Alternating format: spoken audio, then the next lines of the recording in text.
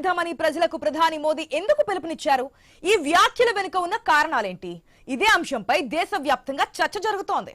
అంతర్జాతీయ పరిస్థితులతో బంగారం ధరలు పెరుగుతున్నాయని మోదీ చెప్పుకొచ్చారు.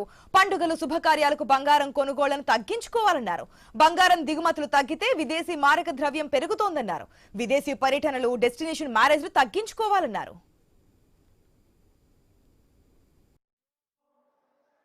गोल्ड यानी सोने की खरीद एक और पहलू है जिसमें विदेशी मुद्रा बहुत अधिक खर्च होती है। एक जमाना था जब संकट आता था, कोई युद्ध होता था तो लोग देश हित में सोना दान दे देते थे। आज दान की जरूरत नहीं है, लेकिन देश हित में हमको ये तय करना पड़ेगा कि साल भर तक घर में कोई भी फंक्शन हो, कोई भी कार्यक्रम हो, हम सोने के गहने नहीं खरीदेंगे, सोना नहीं खरीदेंगे। विदेशी मुद्रा बचाने के लिए हमारी देशभक्ति हमें चुनौती दे रही है और हमें इस चुनौती को स्वीकार करते हुए विदेशी मुद्रा को बचाना होगा। సికింద్రాబాద్ పరేడ్ గ్రౌండ్ లో నిర్వహించిన బీజేపీ బహిరంగ సభలో కీలక వ్యాఖ్యలు చేశారు ప్రధాని. కోవిడ్ తర్వాత ప్రపంచ వ్యాప్తంగా సరఫరా గొలుసులో సమస్యలు వచ్చాయని ప్రధాని మోదీ అన్నారు. యుద్ధాలతో పొరుగు దేశాల్లో ఆయిల్ ధరలు పెరిగాయని తెలిపారు. కానీ ఆ ధరల భారాన్ని దేశ ప్రజలపై పడకుండా చూశామన్నారు మోదీ. ఇక దేశంలో ఏర్పడిన పెట్రోల్, డీజిల్ సమస్యలను అధిగమిస్తామని మోదీ తెలిపారు. దీర్ఘకాలంలో ఆయిల్ వినియోగాన్ని మనం తగ్గించుకోవాలన్నారు. దేశంలో ఎలక్ట్రిక్ వాహనాలను ప్రోత్సహిస్తున్నామన్నారు. రైల్వే రంగంలో డీజిల్ వినియోగాన్ని గణనీయంగా తగ్గిస్తున్నామని చెప్పారు. ఇక సమీప భవిష్యత్తులో పెట్రోల్, డీజిల్ అవసరం మనకు భారీగా తగ్గుతుందని పేర్కొన్నారు. వర్క్ ఫ్రం హోం, వర్చువల్ మీటింగులు మళ్లీ పెరగాలన్నారు. వ్యక్తిగత వాహనాలను తగ్గించి ప్రజా రవాణా వినియోగం పెంచాలని సూచించారు. ఆయిల్ వాడకం తగ్గితే విదేశీ మారక ద్రవ్యం మిగులుతోందని మోదీ వివరించారు.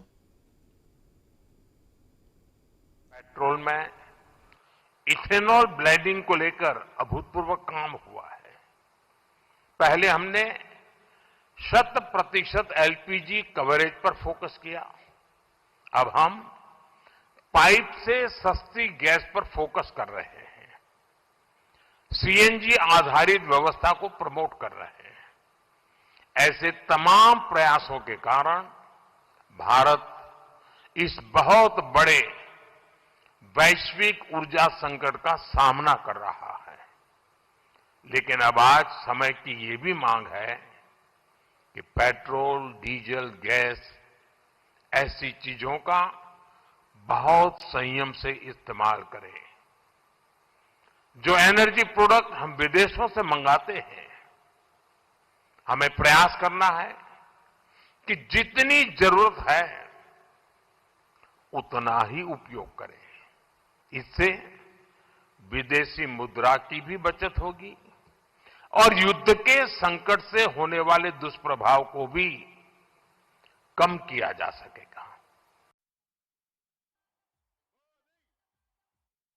వంట నూనెను కూడా మనం దిగుమతి చేసుకోవాల్సిన పరిస్థితి ఉందని ప్రధాని మోదీ తెలిపారు. దీనిలో స్వయం సమృద్ధి సాధించాలన్నారు. చాలా దేశాల్లో యూరియా బస్తా ధర 3000 రూపాయలు ఉందన్నారు. భారత్లో 300 లోపే ఉందని తెలిపారు. ఎరువుల వినియోగం తగ్గిద్దాం, భూసారం పెంచుదామని పిలుపునిచ్చారు మోదీ. అన్నింటికీ దిగుమతులపైనే ఆధారపడితే దేశాభివృద్ధి ఎలా సాధ్యమవుతుందని ప్రశ్నించారు. నిత్యావసరాల్లో స్వదేశీ వస్తువులు ఎక్కువగా ఉండాలని సూచించారు. అవే వినియోగిస్తామని అందరూ ప్రతిజ్ఞ చేయాలని కోరారు. స్వదేశీ కేవలం బీజేపీ నినాదం కాదు, ఇది దేశ విధానమని మోదీ స్పష్టం చేశారు.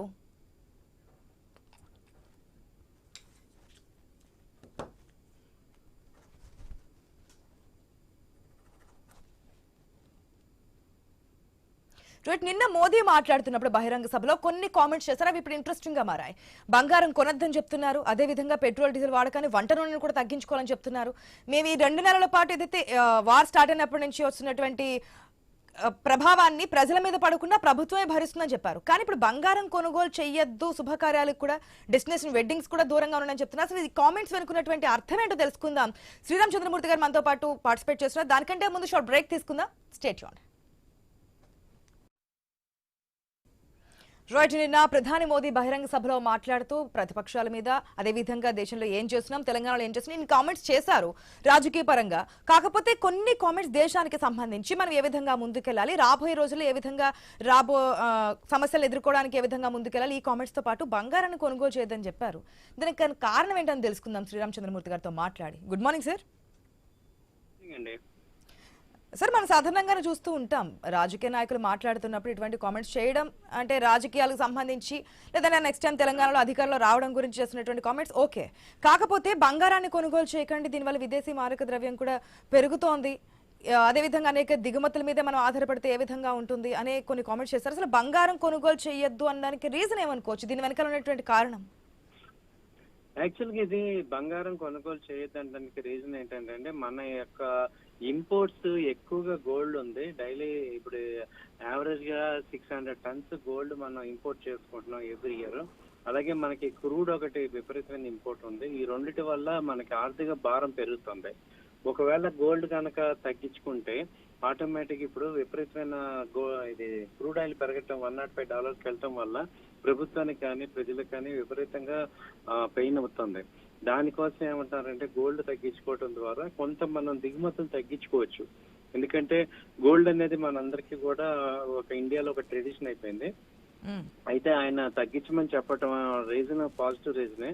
ఎందుకంటే గోల్డ్ అనేది తగ్గించుకోవచ్చు, ఇప్పుడు కావాల్సిన నెక్స్ట్ టైం కొనుక్కోవచ్చు. బట్ ఇప్పుడున్న దేశం ఉన్న కండిషన్స్ ఏంటంటే మనం ఎవ్రీ $1 క్రూడ్ ఆయిల్ పెరిగితే 60,000 కోట్లు మనకి తేడా వస్తుంది అనమాట. కాబట్టి ఏమవుతుందంటే ఈ క్రూడ్ ఆయిల్ విపరీతంగా పెరగటం, ఇరాన్ అమెరికా వార్ ఇది లాస్ట్ 2-3 months నుంచి విపరీతంగా ఉంది, ఎక్కడ కన్క్లూజన్ రావట్లేదు. దాంతో ఇప్పటిదాకా ఏంటంటే ఎలక్షన్స్ అని చెప్పి ఈ పెట్రోల్ రేట్లు పెంచకుండా ఇప్పటిదాకా ఉంచారు.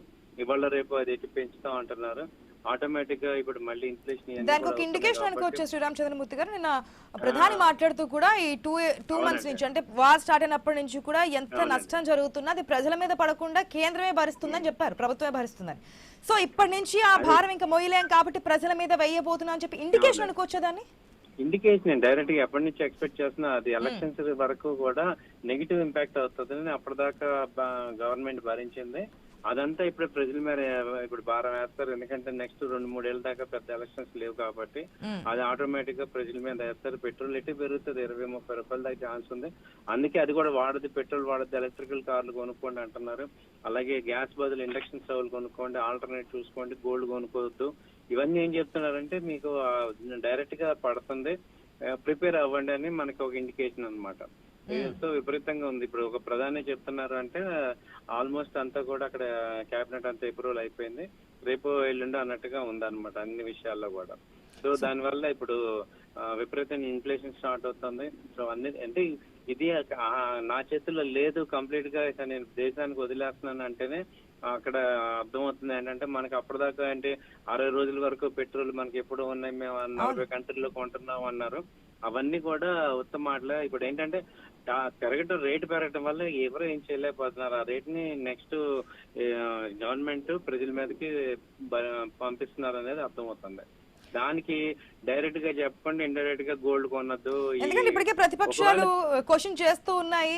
అటుపక్క రాహుల్ గాంధీ కూడా అనేక సందర్భాల్లో మాట్లాడుతున్నారు, ఎలక్షన్స్ అయిపోతే కనుక పెంచుతారని. ఆ విధంగా కమర్షియల్ సిలిండర్ ధర 993 రూపాయలు పెంచారు, ఎప్పుడు లేని విధంగా, దేశంలో ఎప్పుడు లేని విధంగా. ఇప్పుడు పెట్రోల్ డీజిల్ కూడా అదే స్థాయిలో పెంచడానికి ముందుగా ఒక ఇండికేషన్ ఇచ్చారు, దీనికి గల కారణాలు చెప్తూ వచ్చారు, ఏ విధంగా ఉంటుంది ఏంటి అనేది. ఇది కేవలం ఏదైతే మనకి వార్ ఎఫెక్ట్ అనుకోవచ్చా, లేదంటే కనుక వార్ ఎఫెక్ట్ తగ్గిన తర్వాత మళ్ళీ ఏమన్నా సరళించే అవకాశాలు ఉంటాయనుకోవచ్చా? వార్ తగ్గినా కూడా ఒక 1 year పాటు ఉంటదండి. ఎందుకంటే వార్ ముందు ఎఫెక్ట్ పడింది కదా, దాన్ని కవర్ చేసుకోవడానికి ఇంకా తగ్గించం అంటున్నారు. ఒకసారి పెరిగాక మనం ఎప్పుడైనా చూసామా తగ్గడం? తగ్గించే ఆస్కారం ఉండదు, పెరగడం వరకు పెరుగుతుంది తప్ప తగ్గే ఆస్కారం ఉండదు. కానీ తగ్గే ఆస్కారం మనం ఎప్పుడు చూడలేదు. ఎందుకంటే పెట్రోల్ అంతకు ముందు $60 వచ్చినా గానీ మనం తగ్గించలేదు, అదే 107 కంటిన్యూ అవుతుంది.